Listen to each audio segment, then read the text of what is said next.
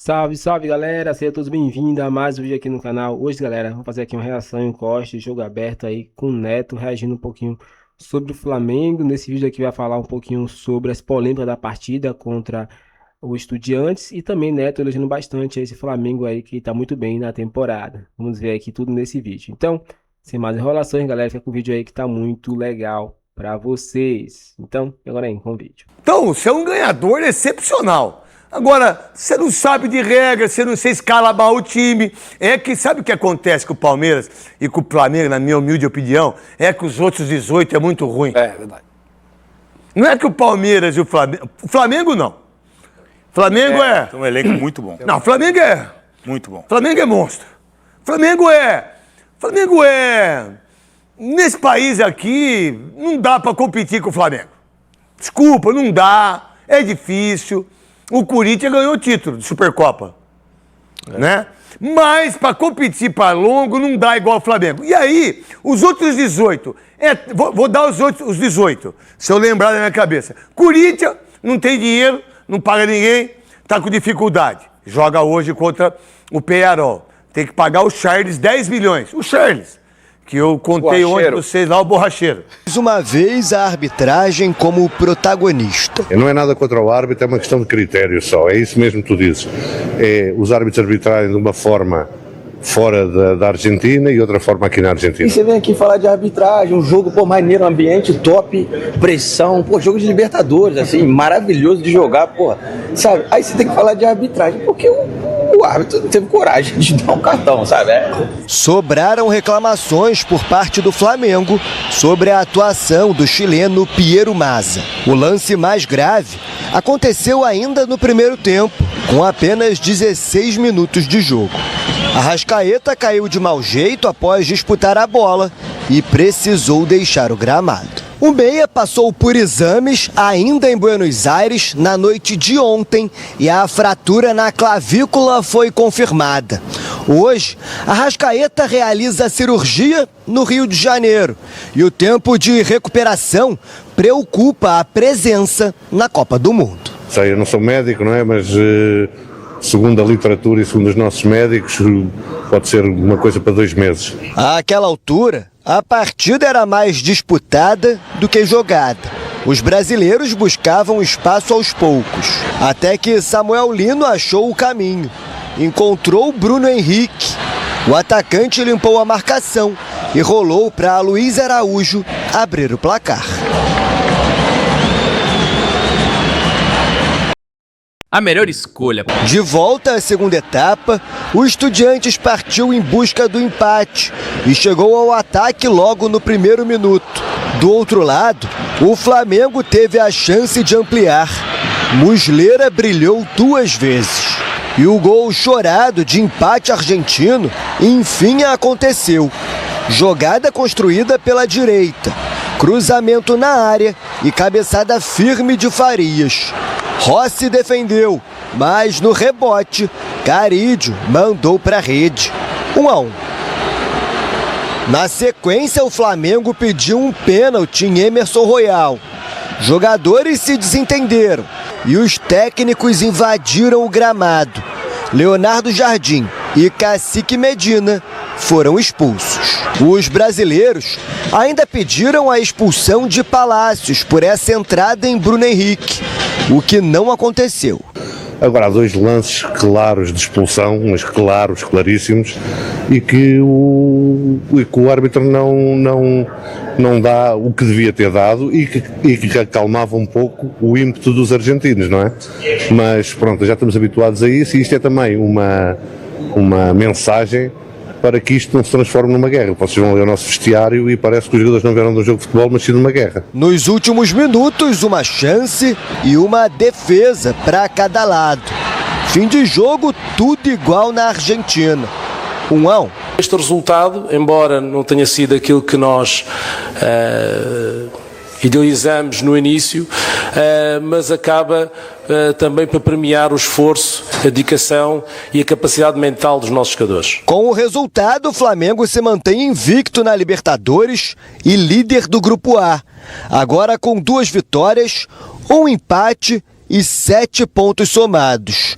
O Estudiantes vem logo atrás, com 5 somados e a vice-liderança. Olha só, aquela jogada do BH espetacular, muitas nuances, muitos detalhes nesse jogo. E antes de eu jogar a bola para vocês falarem mais do jogo, tem uma coisa legal que assim, esse foi o segundo jogo do Flamengo, terceiro jogo do Flamengo pela Libertadores, mas esse sim já com cara de Libertadores, que zumba, empurra, treinador expulso, porque daqui pra frente vai apertar e vai afunilar. Então, muita gente voltando de Europa, se readaptando, já viram ali como é que é a Copa Libertadores da América. O Flamengo segue líder do grupo, o Flamengo segue tranquilo, agora joga em casa, enfim. Mas de fato, dava pra ter saído de lá com uma vitória, né, Bigode? GV, dava pra ter saído com a vitória, mas também poderia ter saído com a derrota. Com certeza, né? Porque tem 2 times e só tem 3 resultados. Mas eu não falei 3. Eu acho que o empate foi o mais justo. O empate acabou sendo mais justo pelo que os 2 times criaram, né? Acho que no primeiro tempo o Flamengo foi um pouco melhor. O Flamengo sofreu muito pouco no primeiro tempo e conseguiu criar algumas oportunidades. E aí no segundo tempo o Estudiantes foi melhor. Mas aquele 2-0 ali matava o jogo. Matava o jogo. E assim, a gente não pode reclamar, GV. Sabe por quê? Porque o que aconteceu com o Flamengo ontem para sofrer o gol do empate foi a mesma coisa que aconteceu contra o Atlético Mineiro, mas a favor do Flamengo, quando o jogo também estava 1-0. Não sei se o torcedor vai lembrar, mas quando o Flamengo está ganhando 1-0, tem um escanteio para o Galo, o Coelho cabeceia, o Rossi faz a defesa, a bola pega no travessão, quica quase que em cima da linha. No pé do Alexandro. O Alexandro consegue tirar, na sequência, o Plata faz 2-0. Ontem aconteceu exatamente a mesma coisa. O Flamengo teve a chance de fazer o 2-0, Bruno Henrique perdeu, Luiz Araújo na sequência perdeu, o jogo continua, na sequência sai o gol do Estudiante. Então tá tudo na bola. A mesma mão que te dá, é a mesma mão que te tira. É o famoso amor que faz a bomba, a mão que faz a bomba faz o samba? Exatamente isso. E assim, GV, agora falando do jogo jogado, né, do que eu vi dentro de campo, a gente também não pode esquecer que o Flamengo teve algumas dificuldades, principalmente no segundo tempo, mas com um time alternativo. Não era um time titular, o time ideal, entre aspas, do Flamengo, né? E mesmo assim, o Flamengo não fugiu das características que vem apresentando sob o comando do Leonardo Jardim. Um time que nem sempre precisou ter a bola, soube se defender. Acho que a bola aérea defensiva precisa de alguns ajustes. Tudo bem que ontem a dupla de zaga era reserva também, era o Danilo e o Vitão, mas o Flamengo acabou sofrendo muito nesse tipo de jogada, inclusive o gol sai assim, né? Uma bola cruzada. Então, talvez esse seja o principal ponto que eu tenho para falar de situações desfavoráveis ao Flamengo, porque de resto, gostei muito do comportamento do time, da postura dentro do campo, da organização do Flamengo, principalmente depois que sofre o gol de empate, não teve nenhum tipo de desespero, pelo contrário, continuou tentando jogar da maneira que tem que ser jogar. Então, eu acho que o empate, pela circunstância, e aí digo a circunstância, a tabela de classificação, ele não foi ruim, não. Pelo contrário, gente, tá longe de ter sido ruim. O Flamengo tá invicto, duas vitórias, um empate em 3 jogos, não perdeu ainda. O Palmeiras, que poderia ter uma disputa, acho que a disputa vai ser com o Palmeiras pela melhor campanha da primeira fase. O Palmeiras também empatou ontem, então dos males acho que foi o menor. Porém, para mim, eu trocaria o empate ou até uma possível vitória pela derrota se fosse pro Arrascaeta não se lesionar. Agora conclui que eu quero falar de Palmeiras um negocinho rapidinho, mas... Não, porque agora, sem o Arrascaeta, pro jogo contra o Vasco, por exemplo, não tem o Carrascal, que tá suspenso, só vai voltar depois do jogo contra o Vasco, não tem o Arrascaeta, não vai ter o Paquetá. Quem vai jogar ali? Ou o Luiz Araújo, ou o Plata, tem o Cebolinha também. Muda muito a característica. Muda a característica, mas... não tem tu, vai tu mesmo. E esse ano o Arrascaeta vinha sendo um diferencial do Flamengo. Esse ano... de uns tempos. Ele teve aqueles 2, 3 primeiros meses dele de férias, que a gente entende. Merecidíssimo. Merecidíssimo, absolutamente. Adepto da ideia Textor. Exatamente, que o ano só começa pra lá. Em abril. Mas pelo menos em abril ele começou, né? E ele não parou, né? Infelizmente ele foi parado por conta dessa lesão. Mas é uma perda muito grande pro Flamengo. Mas assim, o Flamengo tá com 7, né? 7 pontos. 7, Fernandão. Bota na tela aí, Vini, enquanto eu pergunto aqui pro Fernandão. 7 pontos na terceira fase, terceiro jogo, né? Agora começa a volta, o retorno da fase de grupos. Calma aí que o Vini tá com aquele mesmo problema, acho que ele sumiu lá do... Não, mas GV, Agora é interessante porque você falou sobre esse retorno da Libertadores. O Flamengo joga, se não me engano, na semana que vem já. Já semana que vem. Contra o Medellín, na Colômbia. E depois são os últimos 2 jogos dentro de casa. Pô. Contra Estudiantes e Cusco. Não sei qual é a sequência. Mas é melhor classificar em primeiro, né? Não, absolutamente. Sempre melhor. Mas pra mim, eu acho que o Flamengo tem grande chance de se classificar. Cara, só se um desastre muito grande muito acontecer. grande. Ecológico? Não. Esportivo mesmo. Ecumênico? Esportivo. Pro Flamengo não se classificar em primeiro. lá. Malvadão líder isoladíssimo com 7 pontos. Estudiantes com empate ontem, né? Teve um pontinho, foi a 5. Medellín com 1. E aqui o Cusco com nada. Tomou no Cusco, mas não tem nada. É o que se esperava, até porque a gente sabia que a disputa desse grupo seria entre Flamengo e Estudiantes mesmo. O Medellín podia ser uma surpresa, mas teria que ser uma surpresa muito grande caso causasse algum tipo de problemas. Ainda pode causar, mas acho difícil. Acho que essa briga vai acontecer muito mais no último jogo no Maracanã entre Flamengo e Estudiantes. E a gente espera que o Flamengo já chegue lá classificado em primeiro e, se puder, podendo brigar para ser o primeiro na classificação geral. E falando do jogo, GV, é um pouquinho diferente do Amêndola. Eu achei que o Flamengo sofreu um pouco no início do jogo. Territorialmente, o Estudiantes conseguiu preencher melhor o campo do Flamengo, dificultar a construção. O que para o Flamengo do Leonardo Jardim não é tanto problema, ele habituou, né? Está habituando esse Flamengo a jogar muito sem a bola, a trabalhar bem em transições. O Flamengo faz isso muito bem, principalmente com o Samuel Lino, que vem sendo um dos grandes jogadores dessa era. Leonardo Jardim fazendo mais um grande jogo. Estava conversando com a Amêndola aqui sobre o passe que ele dá para o Bruno Henrique entre 3 ou 4 jogadores do Estudiantes. Uma visão de jogo muito, mas muito bem apurada. E ele era um cara que estava sempre tentando, 1 contra 1, sempre tentando driblar, até quando não era apropriado fazê-lo, mas ele encontrou muito bem o passe. E aí o Bruno Henrique, sendo o Bruno Henrique na Libertadores, né, gente? A gente sabe como é que funciona, dando uma assistência maravilhosa pro Luiz Araújo fazer o gol. Só que o Flamengo faz o gol e até controla muito bem o jogo, né?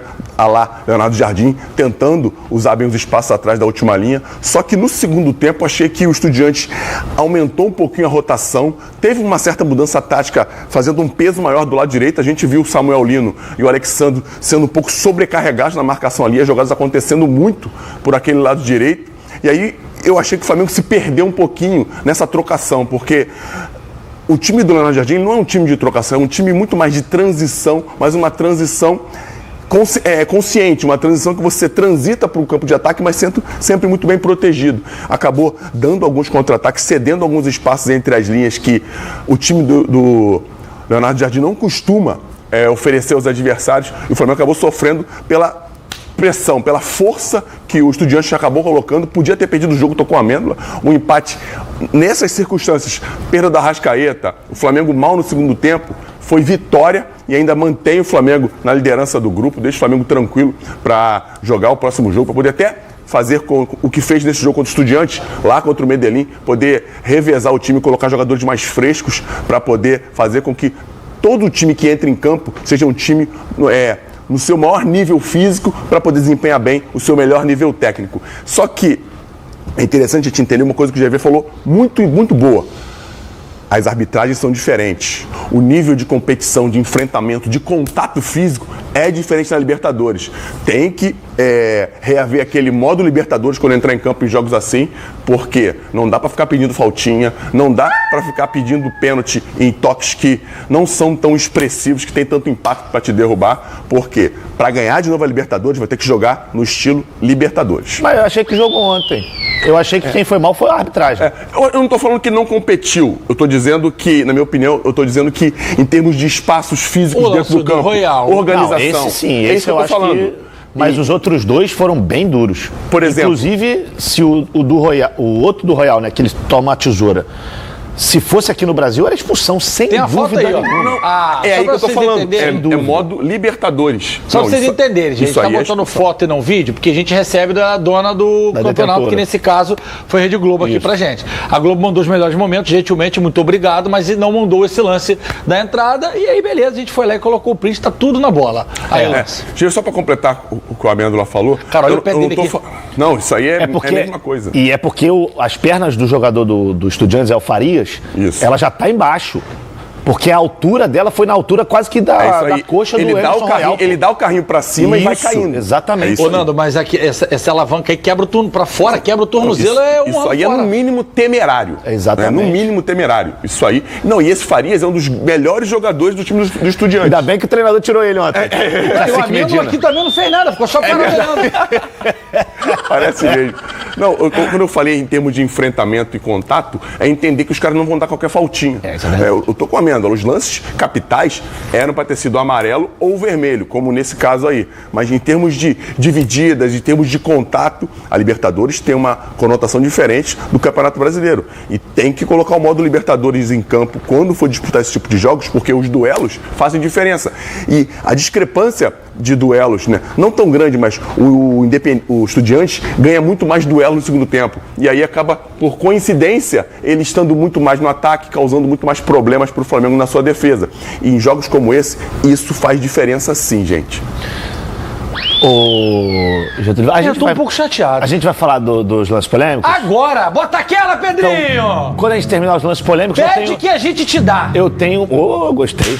Eu tenho uma informação... Que é antes ou depois? Depois. É quente, morna ou geladinha? Calentita! Muito caliente? Muito caliente en el estilo de Shakira. Ele não vai...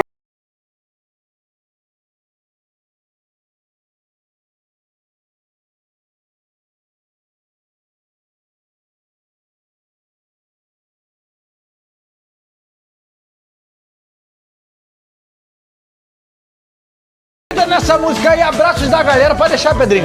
Abraço da galera que eu esqueci de chamar, @donos da bola RJ no pênalti no Royal que revoltou o Fernandão. Eu revoltei com o Royal. Lógico, com o Royal. Não, que isso, cara. Ele tá na frente do cara. Pô, mas isso aí, nem Não, aquele árbitro aqui do Rio que gosta, aquele que aposentou agora. Cara, vou te falar. É verdade. Esse aí... Que passe. Foi quem? Foi o Pedro? Não, acho que o Pedro não tinha entrado ainda não, mas que passe de primeira. Não teve nem jeito pra pênalti. Não, cara, e ele tá na frente do cara, GV. Dá uma abraçada no cara e cruza a bola na área, cara. Pô, é mania nossa, cara. Cara, olha só. Tem uma joelhadinha ali. Tem um toque. Tem uma joelhadinha ali. Tem um toque. Aí, esse cara aí, que safado aí. Que isso? Luiz Araújo. E vagabundo tá lá. Não, calma. Tem a perna, se eu não me engano, é a perna esquerda do jogador do Estudiantes. Eu sei que tem, mas não tem um impacto pra não é esse lance não, Bigode, não, é por trás. É esse. Aí, não, é outro. É outro. Prepara aí que é o próximo, hein? Olha você que tá em casa. Não é esse ainda. É a perna esquerda dele. É por trás. Pode dar o play que tem mais um lance. É a perna esquerda, só que é antes. Pode dar o play que tem mais um lance. Ele começar a cair. Aí, essa aí. Aí. Perna esquerda com o pé esquerdo. Valeu. Tem choque. É pênalti, é pênalti. Valeu, não é pênalti. É pênalti, é pênalti. Não foi pênalti. Duas coisas erradas não fazem uma coisa certa. Pênalti. O Royal, que nesse jogo jogou muito bem defensivamente. Mais uma vez, né? Foi muito bem defensivamente. A galera reclama, porque bota o Royal muito bem defensivamente, principalmente na altura. Ele marcou muito bem o Carrijo, que é um centroavante, que é bom jogador. Não interessa, não foi pênalti. Foi pênalti. O cara deu uma joelhada nele ali. Não foi, pode ser chorão, não foi pênalti, cara.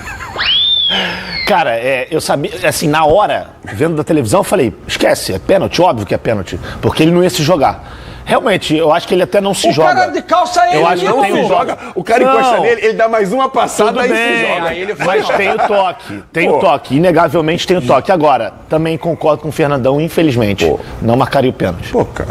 Eu daria pênalti, expulsão e o cara pegava 18 jogos. Cara. Não, e esse cara aí foi o mesmo que deu a entrada nele, a tesourada, que já era pra ter sido expulso. Foi o Farias. É verdade. Mas aí o Boto fala assim, porque Epa, estou assustado com a violência dos argentinos. Ô, Boto, isso é Libertadores, filho. A Champions League é linda. Aqui não tem ninho, não. Aqui o filho chora, a mãe não vê, né, não, Jaguinho? Claro, e o Flamengo jogou aí o ano passado, viu a dificuldade que foi o jogo. Sabe como é que funciona? E o Royal, cara, o Royal tava na frente, chance boa pro Flamengo marcar pra ele cruzar a bola na área. Quase nunca ele conseguiu chegar por ali, até porque ele teve pouca ajuda. E gerou a expulsão do treinador, né, cara? 2 treinadores, né? Então é isso, galera. Chegamos no fim de vídeo aqui no canal. Espero que tenham gostado. Vimos aí, né?